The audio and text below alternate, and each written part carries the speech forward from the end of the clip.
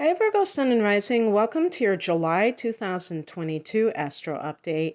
It's Raina here, and usually I don't do these readings so late in the game, but it isn't July yet, so, um, you know, I still have the right, I guess. So July is a month that the sun is in a compatible sign to Virgo, sun and ascendant, namely Cancer. Cancer forms a sextile to Virgo, and this is coming from the 11th house of hopes and wishes and friendships, group associations. So there can be a lot of social activity and feeling of connectivity with the collective. Duh. And so this could, this can run the gamut. There might be a special project that you're a part of, but I think that that sense of togetherness can feel like really good if it's something that you really believe strongly in, Virgo. And the other thing too about this is that the 11th house is about technology, so that might be very much what you're tuning into for whatever reason. Maybe you're starting an online business and you need to get all of that in place, and part of that collective can be the people that join your YouTube channel or follow you on Facebook, things like that. Actually, on the 5th of the month, Mercury goes into Cancer, into that area. So Mercury is so much about communication that this can be that social media. They say that the third house is social media, but I would imagine that the 11th house could fall into that category very easily. So we'll just say both of them are. And you might be reaching out to friends that you have kind of been not really talking to for a while, perhaps. And, because you have had some transits through the 10th house of career, so maybe you have been having a lot of, what do you call it, like business to attend to, career stuff to attend to, and now you can kind of talk to people that are close to you, that are friends with you. On the same day, Mars goes into Taurus, and this is going to create quite a combustible combination when Mars gets close to Uranus. You know, that's like gasoline on fire, you could say. That's not happening right at this moment, though, because it's just gone into it. And for you, Taurus is a fellow Earth sign, and it's coming from the 9th house. So what we're looking at here is the area that involves higher mind, expansion. It can be something connected to geographical expansion if you want to travel somewhere far away, or if you want to explore a certain subject that is at a more sophisticated level that requires the university, so academia, or the 9th house is the God house, so it can be becoming very active in some kind of spiritual thing. So if I'm kind of like putting those two things together with the Cancer energy in the 11th, I almost think about spiritual groups that you might be hooking up with.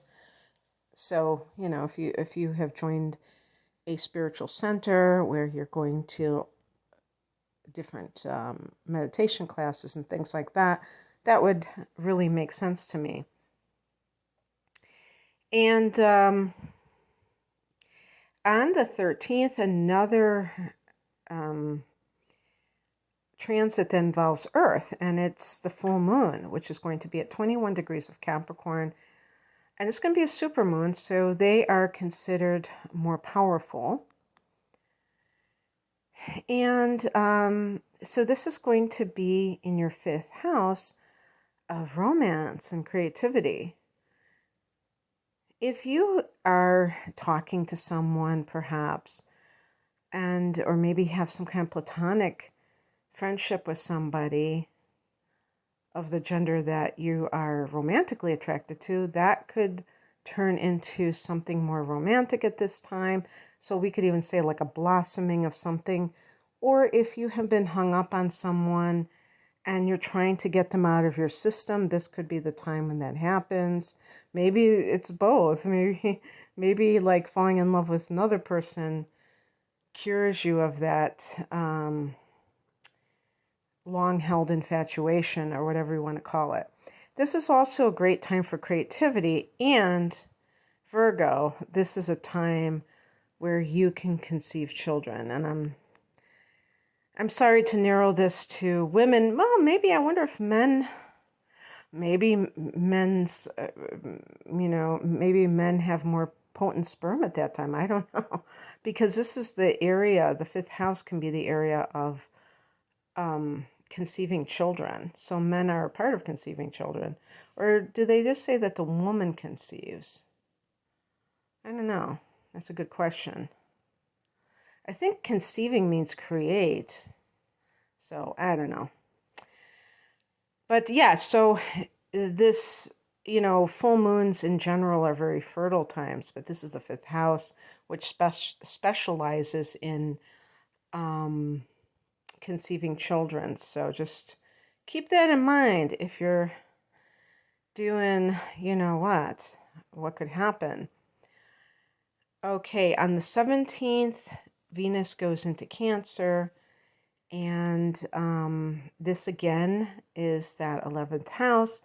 That can be meeting a romantic interest through friends, maybe being introduced to somebody through your friends, or, like set up by them, or you just happen to be out on the town and this person sees you and sees how happy you are and they are attracted to you. This can be a very social time in general. The 11th house is the house of gains, so that could be a great time while Venus is in this house to profit extra specially through your business or career. I'm talking about financially. On the 19th, Mercury goes into Leo. So this is the 12th house. And so there's another area so we had Mercury in that house as well, the 11th house. Now Mercury's going into the 12th. And the sun follows a few days later on the 22nd.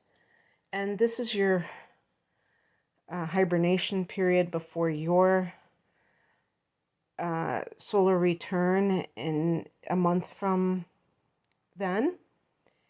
And this may kind of pull you back from social things when that happens, because you may feel more introspective.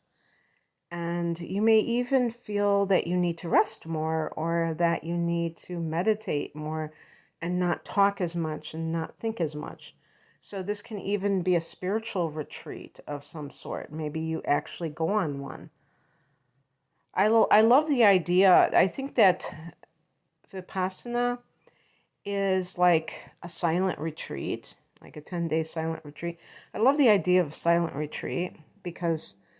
and, being social without having to interact with other people verbally, because, I don't know, I tend to be kind of awkward in that way. And it's so funny because I actually went on a silent retreat once, and it was like a day-long retreat. And I got so pissed off because these people started talking during one of the breaks. I mean, I was just like, fuming to myself. Because because I wanted them to obey the rules. But some people, they just can't help themselves. They just keep talking and talking. It's like they can't stop their minds. And I talk a lot too, but, even I can shut up if I have to. And then on the 28th, there's a new moon in Leo, 5 degrees. On the same day, Jupiter goes retrograde, and Jupiter has gotten into Aries at this point, so it's retrograding in 8 degrees, 43 minutes of Aries. And for you, that's your 8th house. Oh, ooh la la. So that kind of makes me wonder, the plot thickens because the 8th house has that kind of a similar vibe to the 12th. It's a water house. It's, it can be metaphysics. And Jupiter's going within, because it's going retrograde. So the person may be internalizing a lot of the wisdom that they have obtained. If some of you Virgos might be studying something along those lines, and the 8th house can even include astrology. But, even with astrology, there is a higher version or a higher purpose for astrology. Some people, they want to use it to manipulate their outer world. And maybe, I wouldn't doubt that there are some people who are very successful at that.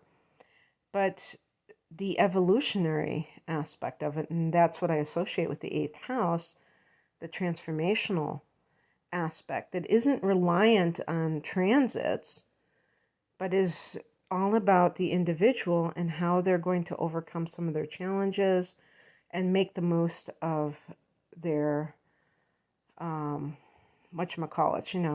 talents and strengths.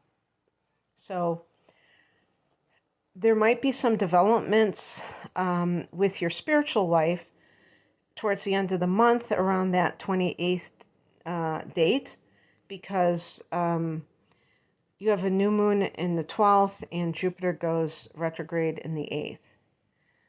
Okay, that's what I have for you, Virgo. I hope that this resonated. If you would like a private reading, the link is below. Take care. Bye.